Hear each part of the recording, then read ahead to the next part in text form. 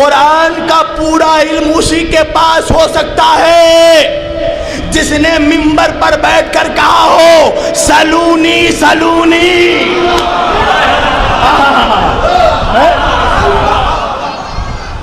پوچھو پوچھو جو کچھ پوچھنا ہے.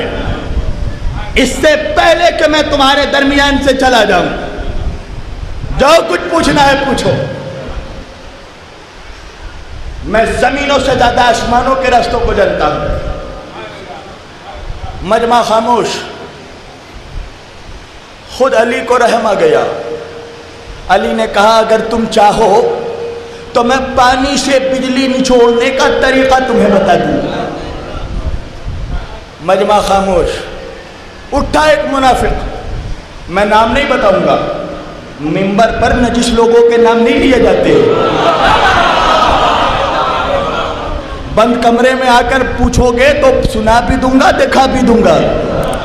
ایک لعنتی اٹھا، علی سر میں بال کتنے ہیں؟ ابے عقل کے گنجے شیشے میں دیکھ لیتا، سب کچھ نظر آ جاتا. سر میں بال کتنے؟ علی نے کہا جتنے آسمان میں ستارے.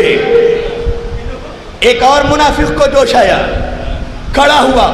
اچھا آسمان میں ستارے کتنے ہیں؟ علی نے اس کے چہرے کو دیکھا اور چہرہ دیکھ کر اس کے اندر موجود اس کے شجرے کی خباثت کو دیکھا اور دیکھ کر ایک مرتبہ علی نے کہا یہ بتا احمق، اگر میں نے بتا دیا کہ ستارے کتنے ہیں تو کیا تیری اتنی اوقات ہے کہ تو آسمان میں جا کر ستاروں کو گن لے؟ اللہ اکبر. آ رہا ہوں میں، دھیرے دھیرے آ رہا ہوں، اپنے مزاج پر آ رہا ہوں.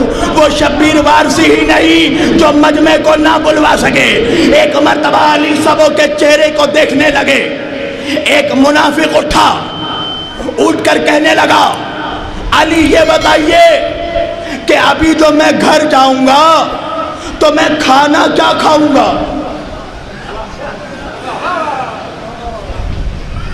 ذوالعشیرہ سے بھاگے ہوئے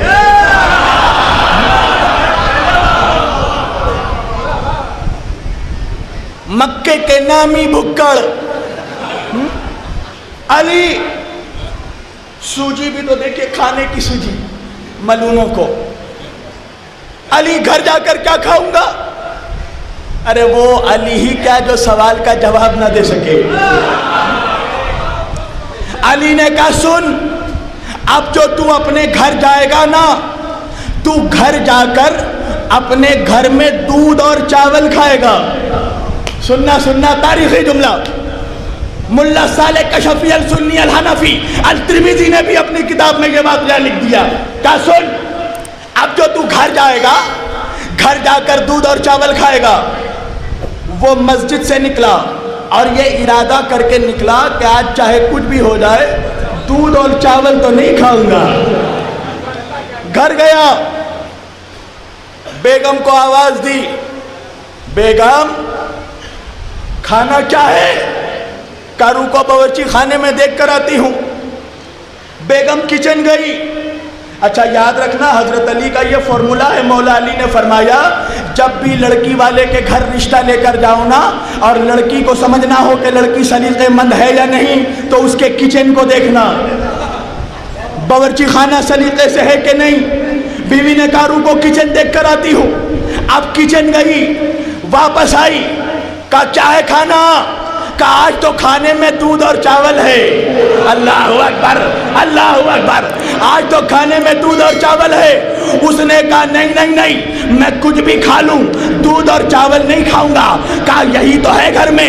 کہا ایک کام کرو، پڑوسی کے گھر جاؤ اور جا کر معلوم کرو ان کے گھر میں کیا کھانا ہے. بیوی پڑوسی کے گھر گئی اور واپس آئی. کہا پڑوس کے گھر میں کیا ہے؟ کہا وہاں پر بھی دودھ اور چاول ہے، وہاں پر بھی دودھ اور چاول ہے.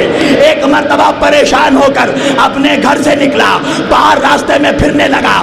ایک پہلوانوں کا قافلہ آ رہا تھا، بڑے بڑے پہلوان آ رہے تھے. وہ پہلوانوں کے سردار کے پاس گیا اور جا کر کہا مجھے بہت بھوک لگی ہے، کیا آپ کے پاس کچھ کھانے کو ہے؟ کہا ہاں رکو ابھی کھانا دیتا ہوں. پہلوان نے اپنے سپاہیوں کو بلایا، کہا اسے کھانا کھلاؤ. سپاہی کھانا لے کر آئے. اس نے کھانا دیکھا تو کھانے میں دودھ اور چاول تھا.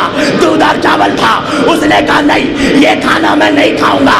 پہلوان کہنے لگا اس نے کھانے کی بے حرمتی کی ہے، اسے مار مار کر کھلاؤ، مار مار کر کھلاؤ۔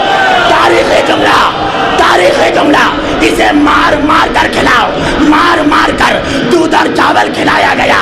آخر مار کھانے کے بعد جب مسجد واپس آیا، دیکھا علی ممبر پر بیٹھ کر اس کا چہرہ دیکھ کر مسکرا رہے ہیں۔ علی نے کہا کیا بات ہے، کیا کھا کر آیا؟ کہا علی میں دودھ اور چاول نہیں کھایا ہوں، میں نے دودھ اور چاول نہیں کھایا۔ علی نے اس کا چہرہ دیکھا اور دیکھ کر کہا ہے منافق، مجھے معلوم ہے کہ تو دودھ اور چاول کھا کر آ رہا ہے، دودھ اور چاول کھا کر آ رہا ہے۔ اور سن لے، اگر میری بات مان لیتا تو فقط دودھ اور چاول کھاتا، مار نہ کھاتا۔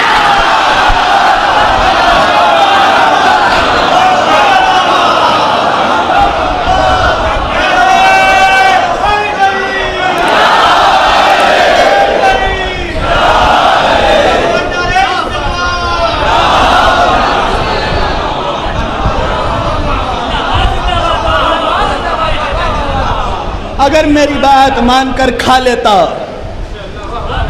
تو فقط دودھ اور چاول کھاتا، مار نہ کھاتا۔